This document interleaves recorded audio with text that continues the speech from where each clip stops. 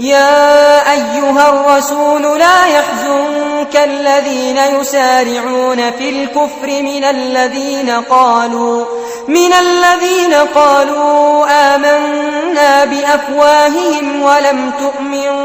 قلوبهم ومن الذين هادوا سماعون للكذب سماعون لقوم آخرين لم يأتوك يحرفون الكلم من